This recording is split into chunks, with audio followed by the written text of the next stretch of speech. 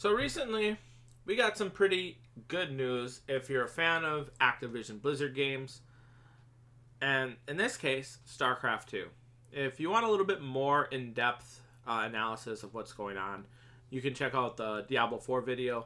That one, I talk about it, I think, a little too much. But a short recap is the CMA has basically dropped their concerns for Sony being negatively impacted by this to the point where they would be run out of the console market if the deal closes and they lose Call of Duty.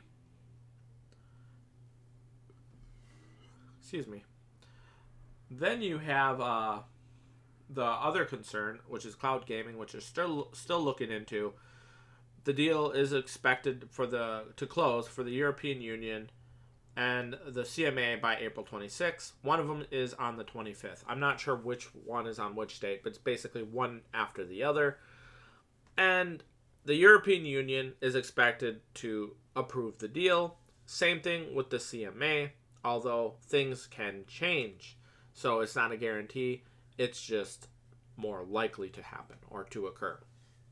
What this means for StarCraft 2, though, is in the long run, we can expect to see more StarCraft content. And not just StarCraft 2 or StarCraft 1. Yes, I said StarCraft 1. And StarCraft potentially 3. We could see a third StarCraft. But it's probably a ways off because once the deal closes, you're going to have time where they're going to have to, get used to being under Microsoft. There's a whole mergers process, and that takes time. I don't know exactly how long. Obviously, it's probably going to be dependent on the size of the company. Activision Blizzard is massive, so it could take a couple of years for the full merger to go through. I'm talking about not handing over the ownership of the company, but I'm talking about the getting everyone acquainted with how things are going to go from now on, putting people on specific teams, because right now there's really not much of a StarCraft 2 team. If they wanted content to be being made for the StarCraft and make a StarCraft team, it's going to take them time after the acquisition for them to build that team. I don't know how they're going to do it. It could be something as simple as saying, hey, Blizzard developers or Activision Blizzard developers, if you want to work on StarCraft 2, here's a form you fill out, and we want passionate StarCraft 2 developers to be working on the game. They won't tell you what they're going to probably be working on right away, but it's probably going to be StarCraft related. We could probably get a general idea of what they would do, or something similar to what they would do with StarCraft if the deal closes, and that is if you take a look at Age of Empires. Age of Empires 1, 2, and 3 all got a definitive edition, but leading up to that, you had Age of Empires 2 HD, which they had multiple expansions, and then after Age of Empires 3 Definitive Edition, I can't remember how much longer after. Actually, it might have been around there. I'm not sure if it came out and then, but it was somewhere around that point in period of time where you got the announcement that Age of Empires 4 was in the works, and then eventually it released. So Age of Empires 1, 2, 3 Definitive Edition, then you got Age of Empires 4, and then last year, I believe in 2022, you got the announcement for Age of Mythology Remake / Remaster, which will probably, at least maybe, get some more information upon it, or from it. Actually, no, I take that back. I wasn't going to say maybe this at this E3, but I think they're doing this certain method where games that are announced at their version of E3, because they're not actually attending E3, but their version of E3, that's usually stuff that or games that are within 12 months of releasing. That's what they like to do. Obviously, delays happen, but at the time of, them doing the show, it's usually within 12 months. That's their goal. Doesn't always happen. Businesses aren't perfect. They could underestimate, overestimate their, how close they are to actually finishing. Something might have came up at the last minute that they have to do emergency work to fix it because, maybe they were on track, but when they added a certain feature that they definitely need for the game to be to the way they want. There was some massive bug, and it takes them a while to figure it out. You know, there's all kinds of issues that can potentially happen when you're making a game. So we might not see Age of Mythology gameplay at this E3, but we do know it's in the works. And StarCraft 2 might end up getting the same treatment, and maybe even Warcraft in the future. So let's start off with StarCraft, because that was the picture, one of the pictures that they showed when they had the announcement go through, saying, hey, here's our announcement, here's a picture, StarCraft, World of Warcraft. I think they had Spyro and Crash. I think even Candy Crush was up there, but I could be wrong on that one. You had a whole bunch of games, obviously Call of Duty as well.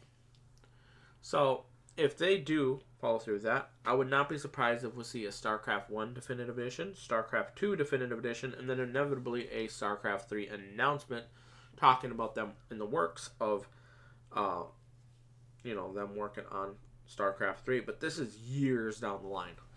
When I'm saying this, I am not talking about within the next 2 years. What's more likely going to happen is you're going to get a team that's going to be working on StarCraft 2, getting used to, how StarCraft 2 is.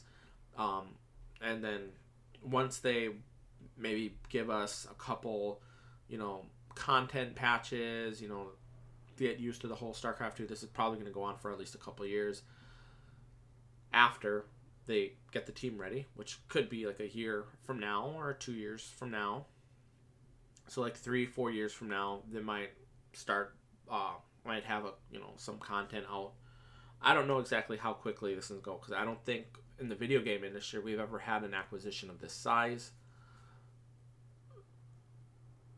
But once they get used to it, I would not be surprised if they do definitive editions for the games I mentioned, and then inevitably a StarCraft. Now, that's assuming Warcraft or World of Warcraft is not including the Warcraft franchise in their thing. Because, they could have put World of Warcraft up there, like an image, but they could have also, in the behind the scenes, been including Warcraft. In which case, we might see a Warcraft Definitive Edition, a Warcraft 2 Definitive Edition, Warcraft 3 Definitive Edition, and then maybe a Warcraft 4 announcement. Because I think the Warcraft games, especially 1 and 2, are far more out of date than StarCraft 1 is. So maybe it would make sense to have a more definitive edition of those games versus StarCraft 1 and 2, which are more recent. So that's also a possibility. Overall, we'll just have to wait and see. But in the long run, I definitely think the StarCraft and Warcraft universe, we're going to see more RTS games from those franchises. Now, a bit of, news that we might actually see some more investment in the StarCraft 2 scene as well. I'm not sure how they're going to do that, or like obviously just give it money, but I'm not sure if they're going to do that or not. So I can't really say they're going to do this. We'll just have to wait and see on that front, but definitely for casual StarCraft fans or fans of like PvE StarCraft content, we're probably going to be eating pretty good in the coming years when it comes to more StarCraft content and potentially more Warcraft content. And if you're a fan of the Age of Empires series, probably going to get an Age of Mythology remake/remaster, followed by Age of Mythology 2. I'm just going to say we're probably getting Age of Mythology 2 or some more expansions upon the Age of Mythology franchise. I'm not sure how they're going to do that, but I would not be surprised if either of those happen. That is pretty much it for this video. I just thought I'd share the news because I'm a big fan of StarCraft 2. I really like StarCraft 2. This is a mod for StarCraft 2 in the campaign. I think it's called the Mobius mod or something like that. I don't know the exact name, but it's something like that. You can just go to Giant Grant Games' second channel, which I think is Giant Grant Games Archive. I think he has a link to a Discord, which should have the link to where you can get the mod manager and the mods for StarCraft 2. And there's more mods in this.